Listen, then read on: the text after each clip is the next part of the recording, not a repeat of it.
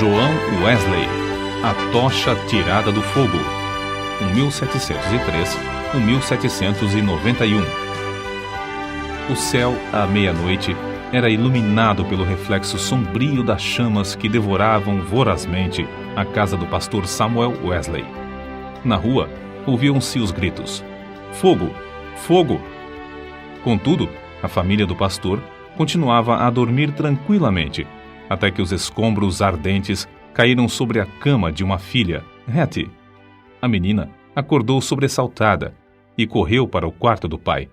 Sem poder salvar coisa alguma das chamas, a família foi obrigada a sair casa afora, vestindo apenas as roupas de dormir, numa temperatura gélida.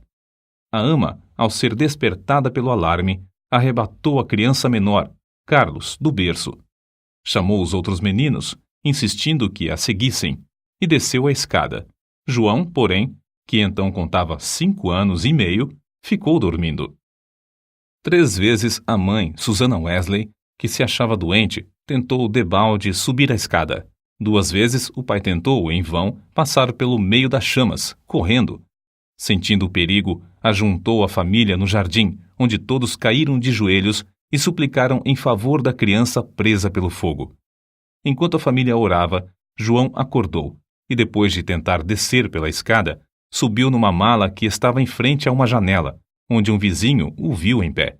O vizinho chamou outras pessoas e, juntos, conceberam o plano de um deles subir nos ombros de um primeiro, enquanto um terceiro subia nos ombros do segundo, até alcançarem a criança. Dessa maneira, João foi salvo da casa em chamas, apenas instantes antes de o teto cair com grande fragor. O menino foi levado pelos intrépidos homens que o salvaram para os braços do pai. "Cheguem, amigos!" clamou Samuel Wesley ao receber o filhinho. "Ajoelhemo-nos e agradeçamos a Deus. Ele me restituiu todos os meus filhos. Deixem a casa arder. Os meus recursos são suficientes." 15 minutos depois, casa, livros, documentos e mobiliário não existiam mais. Anos mais tarde, em certa publicação, apareceu o retrato de João Wesley e, embaixo, a representação de uma casa ardendo com as palavras: "Não é este um tição tirado do fogo?" Zacarias capítulo 3, versículo 2. Nos escritos de Wesley foi encontrada uma referência interessante acerca desse histórico sinistro. Em 9 de fevereiro de 1750, durante um culto de vigília, cerca das 11 horas da noite, lembrei-me de que era esse o dia e a hora, havia 40 anos, em que me tiraram das chamas. Aproveitei-me do ensejo para relatar a maravilhosa providência.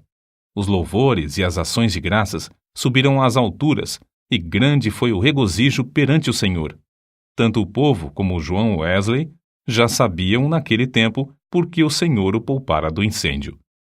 O historiador Lecky nomeia o grande avivamento como sendo a influência que salvou a Inglaterra de uma revolução igual a que, na mesma época, deixou a França em ruínas. Dos 4 vultos que se destacaram no grande avivamento, João Wesley era o maior. Jonatas Edwards, que nasceu no mesmo ano de Wesley, faleceu 33 anos antes dele.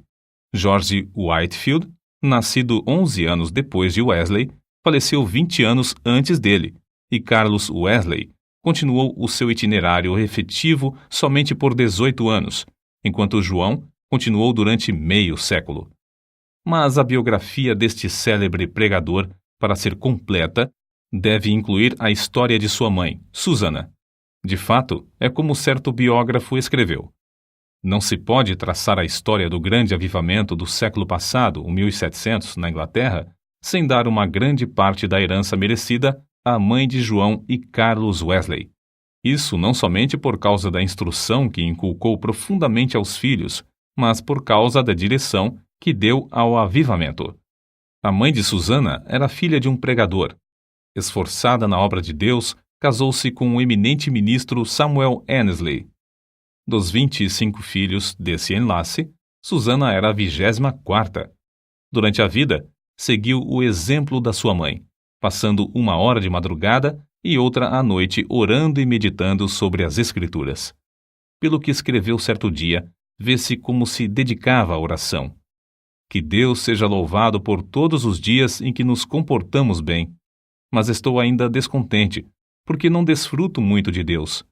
Sei que me conservo demasiadamente longe dele. Anseio ter a alma mais intimamente ligada a ele pela fé e amor. João era o 15º rebento dos 19 filhos de Samuel e Susannah Wesley. O que vamos transcrever, escrito pela mãe de João, mostra como ela era fiel em ordenar a seus filhos e a sua casa depois dela.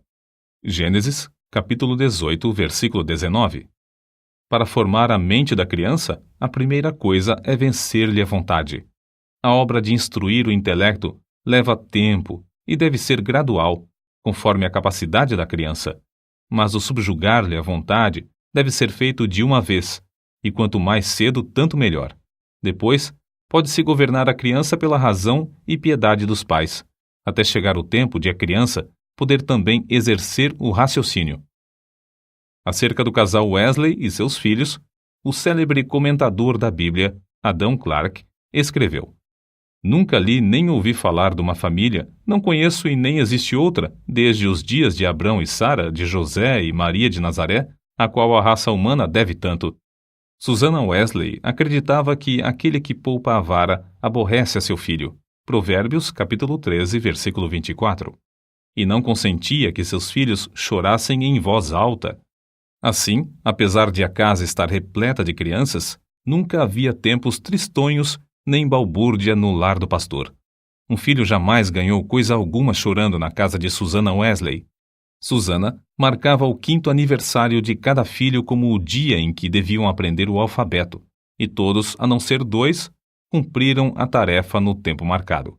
No dia seguinte, a criança que completava 5 anos e aprendia o alfabeto começava o estudo da leitura, iniciando-o com o primeiro versículo da Bíblia.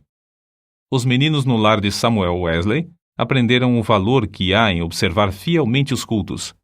Não há em outras histórias fatos tão profundos e atraentes como os que constam acerca dos filhos de Samuel e Susannah Wesley, pois antes de saberem ajoelhar-se ou falar, eram instruídos a dar graças pelo alimento, por meio de acenos apropriados. Logo que aprendiam a falar, repetiam a oração dominical de manhã e à noite, e eram ensinados também a acrescentar outros pedidos, conforme cada desejo em particular. Ao chegarem à idade própria, um dia da semana era designado a cada filho para conversar sobre as dúvidas e dificuldades. Na lista aparecem os nomes de João, para a quarta-feira, e o de Carlos, para o sábado. E para os filhos, o dia de cada um tornou-se precioso e memorável. É comovente ler o que João Wesley, 20 anos depois de sair da casa paterna, disse à sua mãe: Em muitas coisas, a senhora tem intercedido por mim e tem prevalecido. Quem sabe se agora também, na intercessão para que eu renuncie inteiramente ao mundo, terá bom êxito. Sem dúvida, será tão eficaz para corrigir o meu coração como era, então, para formar o meu caráter. Depois do espetacular livramento de João do incêndio, sua mãe, profundamente convencida de que Deus tinha grandes planos para seu filho, resolveu firmemente criá-lo para servir e ser útil na obra de Cristo. Susannah escreveu estas palavras nas suas meditações particulares: Senhor, esforçar-me-ei mais definitivamente em prol desta criança, a qual salvaste tão misericordiosamente. Procurarei transmitir-lhe fielmente ao coração os princípios da tua religião e virtude. Senhor, dá-me a graça necessária para fazer isso sincera e sabiamente, e abençoa os meus esforços com grande êxito. Ela era tão fiel em cumprir sua resolução que João foi admitido a participar da ceia do Senhor com a idade de 8 anos. Nunca se omitia o culto doméstico da programação do dia no lar de Samuel Wesley. Fosse qual fosse a ocupação dos membros da família ou dos criados, todos se reuniam para adorar a Deus. Na ausência do marido, Susannah, com o coração aceso pelo fogo dos céus, dirigia os cultos. Conta-se que, certa vez, quando ele prolongou a ausência mais do que de costume, 30 a 40 pessoas assistiram aos cultos no lar dos Wesley, e a fome pela palavra de Deus aumentou a ponto de a casa ficar repleta de vizinhos. A família do pastor Samuel Wesley vivia rodeada de pobreza, mas pela influência do Duque de Buckingham, conseguiu um lugar para João na Charterhouse, em Londres. Assim, o menino, antes de completar 11 anos, deixou a atmosfera fragrante de oração ardente para enfrentar as porfias de uma escola pública. Contudo, não cedeu ao ambiente de pecado de que estava rodeado. Conservava também as suas forças físicas, obedecendo fielmente ao conselho de seu pai, que corresse 3 vezes de madrugada ao redor do grande jardim da Charterhouse. Tomou como regra da sua vida, dali em diante, manter o vigor do corpo. Aos 80 anos, apesar de seu físico franzino, considerava coisa insignificante andar a pé 1,5 léguas para pregar. Conta-se um exemplo da influência que João exercia sobre seus colegas da Charterhouse. Certo dia, o porteiro sentiu falta dos meninos no terraço de recreio e foi achá-los em uma das salas, congregados em redor de João. Este contava-lhes histórias instrutivas, as quais atraíam-lhes mais do que o recreio.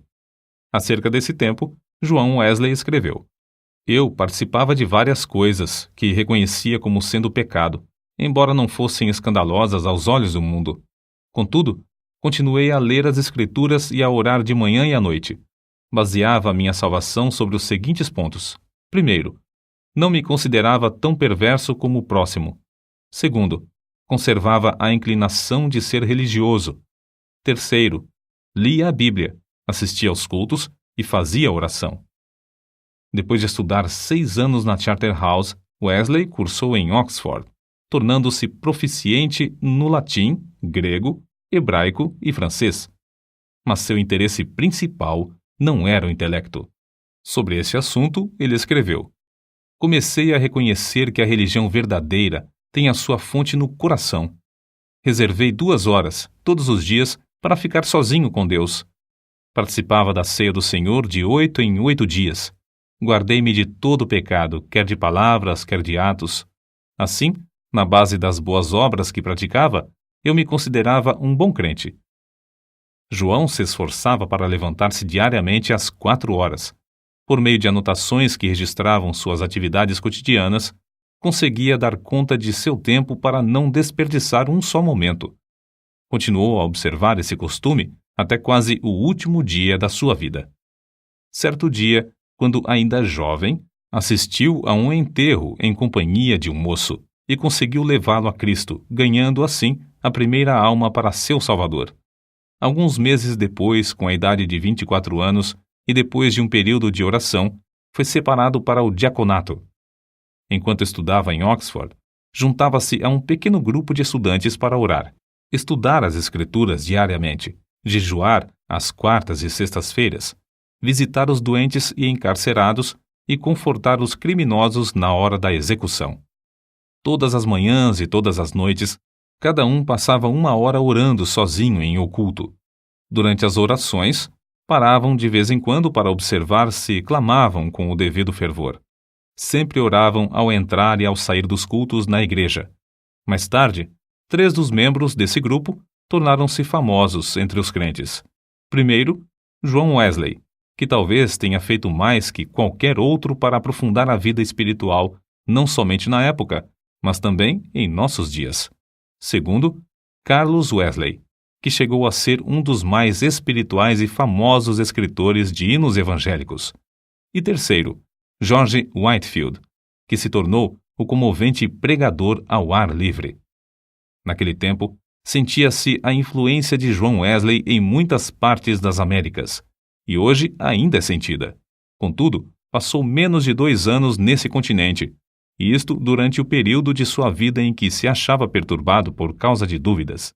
Aceitou a chamada para pregar o evangelho aos silvícolas na colônia de Geórgia, desejoso de ganhar sua salvação por meio de boas obras. Pensou que vaidade e ostentação mundana não se encontrariam nas matas da América. Como era característico em sua vida, a bordo do navio em viagem à América do Norte, observava com outros de seu grupo um programa para não desperdiçar um momento durante o dia. Levantava-se às 4 da manhã e deitava-se depois das 21 horas. As primeiras 3 horas do dia eram dedicadas à oração e ao estudo das Escrituras. Depois de cumprir tudo o que estava indicado no programa do dia, o cansaço era tanto que, não obstante o bramido do mar e o balanço do navio, dormiam sem perturbação, deitados sobre um cobertor estendido no convés. Na Geórgia, a população inteira afluía à igreja para ouvir a sua pregação. A influência de seus sermões foi tal que, depois de 10 dias, uma sala de baile ficou quase inteiramente abandonada, enquanto a igreja se enchia de pessoas que oravam e eram salvas. Whitefield, que desembarcou na Geórgia alguns meses depois de Wesley voltar à Inglaterra, assim descreveu o que viu. O êxito de João Wesley na América é indizível. Seu nome é precioso entre o povo, onde lançou os alicerces que nem os homens nem os demônios podem abalar. Oh, que eu possa segui-lo como ele seguiu a Cristo! Porém, a Wesley faltava uma coisa muito importante, conforme se vê pelos acontecimentos que o levaram a sair da Geórgia, como ele mesmo escreveu. Faz 2 anos e quase 4 meses que deixei a minha terra natal para pregar Cristo aos índios da Geórgia. Entretanto, o que cheguei eu a saber? Ora, vim a saber o que eu menos esperava. Fui à América para converter outros, mas nunca fora realmente convertido a Deus. Depois de voltar à Inglaterra, João Wesley começou a servir a Deus com a fé de um filho e não mais com a fé de um simples servo. Acerca desse assunto, eis o que ele escreveu. Não reconhecia que esta fé era dada instantaneamente, que o homem podia sair das trevas para a luz imediatamente, do pecado e da miséria para a justiça e gozo do Espírito Santo. Examinei de novo as Escrituras sobre este ponto, especialmente Atos dos Apóstolos. Fiquei grandemente surpreendido ao ver quase que somente conversões instantâneas, quase nenhuma tão demorada como a de Saulo de Tarso. Desde então, começou a sentir mais e mais fome e sede de justiça, a justiça de Deus pela fé. Fracassara na sua primeira tentativa de pregar o Evangelho na América porque, apesar de seu zelo e bondade de caráter, o cristianismo que possuía era uma coisa que recebera por instrução. Mas a segunda etapa de seu ministério destacou-se por um êxito fenomenal. E porque o fogo de Deus ardia na sua alma, chegara a ter contato direto com Deus através de uma experiência pessoal. Relatamos aqui, com suas próprias palavras, o episódio no qual o Espírito testificou ao seu espírito que era filho de Deus e que veio transformar completamente a sua vida. Eram quase 5 horas, hoje, quando abri o Novo Testamento, e encontrei estas palavras. Ele nos tem dado grandíssimas e preciosas promessas para que, por elas, fiqueis participantes da natureza divina. Segunda carta de Pedro, capítulo 1, versículo 4. Antes de sair, abri mais uma vez o Novo Testamento para ler estas outras palavras. Não estás longe do reino de Deus. Marcos, capítulo 12, versículo 34. À noite, senti-me impelido a assistir em Aldersgate. Senti o coração abrasado. Confiei em Cristo, somente em Cristo, para a salvação. Foi-me dada a certeza de que Ele levara os meus pecados e de que me salvara da lei do pecado e da morte. Comecei a orar com todas as minhas forças e testifiquei a todos os presentes do que sentia no coração. Depois dessa experiência em Aldersgate, Wesley aspirava a bênçãos ainda maiores do Senhor, conforme ele mesmo escreveu. Eu suplicava a Deus que cumprisse todas as suas promessas na minha alma. O Senhor honrou este anelo, em parte, não muito depois, enquanto eu orava com Carlos, Whitefield e cerca de 60 outros crentes, em Fetter Lane. São de João Wesley também estas palavras. Cerca de 3 horas da madrugada, enquanto perseverávamos em oração, Romanos capítulo 12, versículo 12, o poder de Deus nos sobreveio de tal maneira que bradamos impulsionados de grande gozo, e muitos caíram ao chão. A seguir, ao passar um pouco o temor e a surpresa que sentimos na presença da majestade divina, rompemos em uma só voz. Louvamos-te, ó Deus! Aceitamos-te como Senhor. Essa unção do Espírito Santo dilatou grandemente os horizontes espirituais de Wesley. O seu ministério tornou-se excepcionalmente frutuoso, e ele trabalhou ininterruptamente durante 54 anos, com o coração abrasado pelo amor divino. Um pastor prega, em média, 100 vezes por ano, mas John Wesley pregou cerca de 780 vezes por ano, durante 54 anos. Esse homenzinho de apenas 1,66 m de altura e pesando menos de 60 quilos, dirigia-se a grandes multidões e sob as maiores provações. Quando as igrejas lhe fecharam as portas, levantou-se para pregar ao ar livre. Embora enfrentasse a apatia espiritual quase geral dos crentes, a par de uma onda de devassidão e crimes no país inteiro, multidões de 5.000 a 20.000 afluíam para ouvir seus sermões. Tornou-se comum, nesses cultos, os pregadores acharem-se tão angustiados que gritavam e gemiam. Se materialistas célebres, tais como Voltaire e Thomas Paine, gritaram de convicção ao se encontrarem com Deus no leito de morte, não é de admirar que centenas de pecadores gemessem, gritassem e caíssem ao chão como mortos, quando o Espírito Santo os levava a sentir a presença de Deus. Multidões de perdidos, assim, tornavam-se novas criaturas em Cristo Jesus nos cultos de John Wesley. Muitas vezes, os ouvintes eram levados às alturas de amor, gozo e admiração. Recebiam também visões da perfeição divina e das excelências de Cristo, até ficarem algumas horas como mortos. Ver Apocalipse capítulo 1, versículo 17. Como todos os que invadem o território de Satanás, os irmãos Carlos e John Wesley tinham de sofrer terríveis perseguições. Em Moorfield, os inimigos do Evangelho acabaram com o culto, destruindo a mesa em que João subira para pregar, e o insultaram e maltrataram. Em Sheffield, a casa foi demolida sobre a cabeça dos crentes.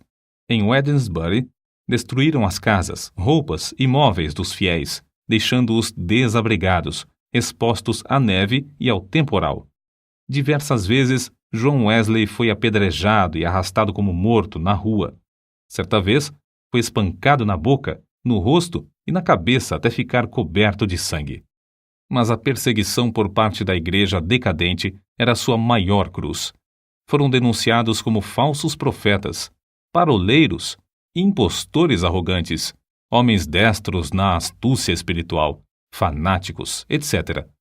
Ao voltar para visitar Epworth, onde nascera e se criara, João assistiu no domingo aos cultos da manhã e da tarde na igreja onde seu pai fora fiel pastor durante muitos anos, mas não lhe foi concedida a oportunidade de falar ao povo. Às 18 horas, em pé sobre o monumento que marcava o lugar em que enterraram seu pai, ao lado da igreja, Wesley pregou ao maior auditório jamais visto em Epworth, e Deus salvou muitas almas. Qual a causa de tão grande oposição?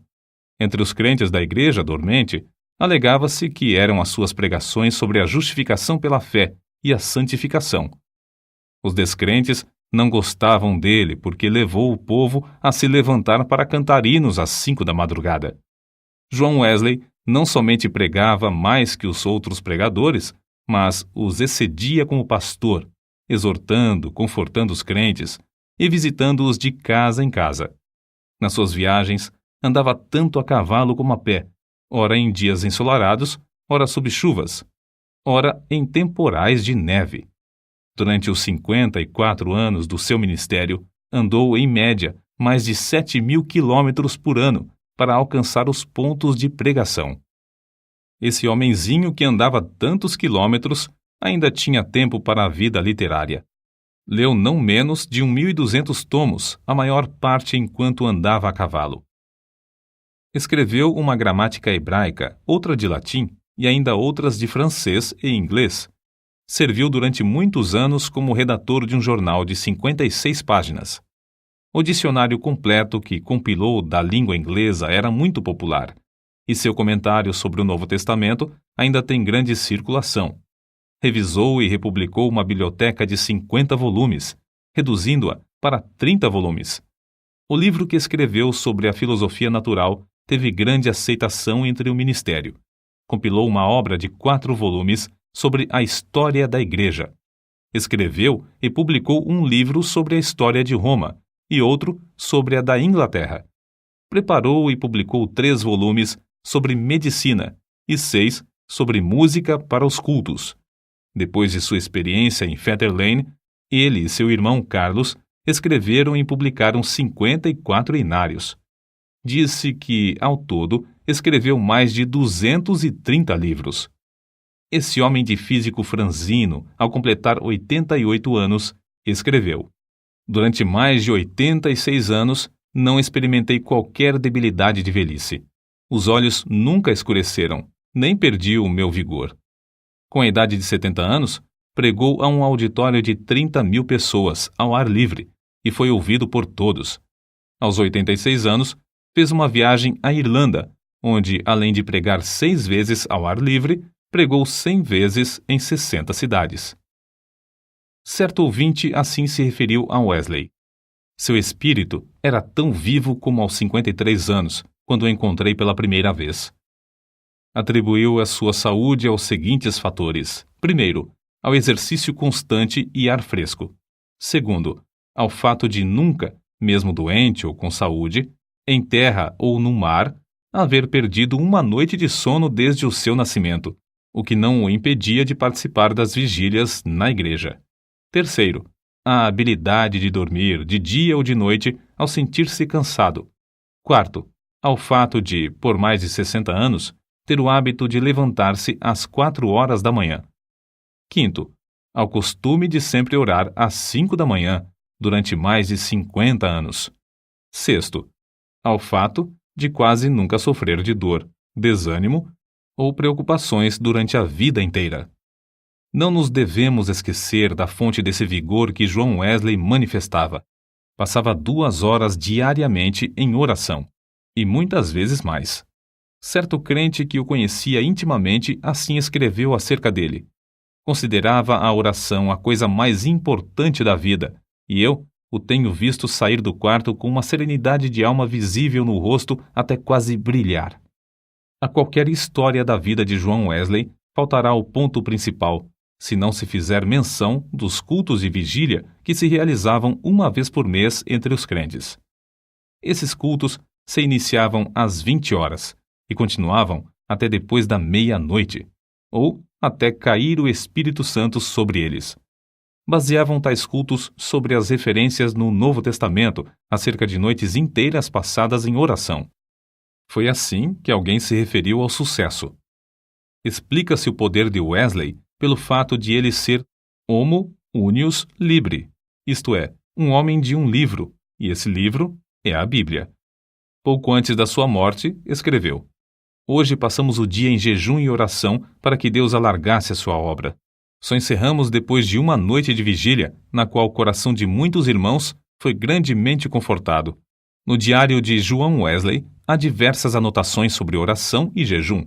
Entre outras coisas, ele escreveu o seguinte: "Enquanto cursava em Oxford, jejuávamos às quartas e às sextas-feiras, como faziam os crentes primitivos em todos os lugares."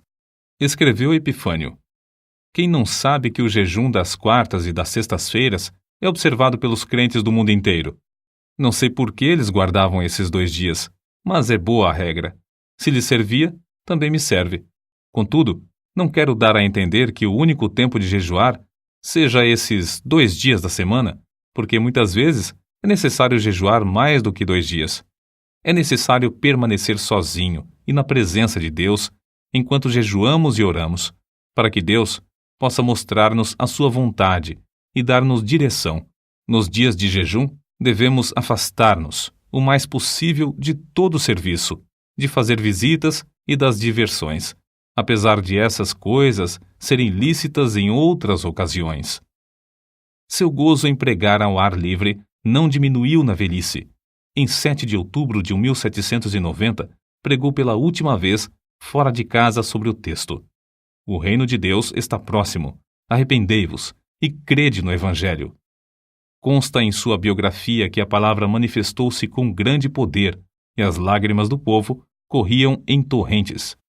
Um por um, seus fiéis companheiros de luta, inclusive sua esposa, foram chamados para o descanso, mas John Wesley continuava a trabalhar.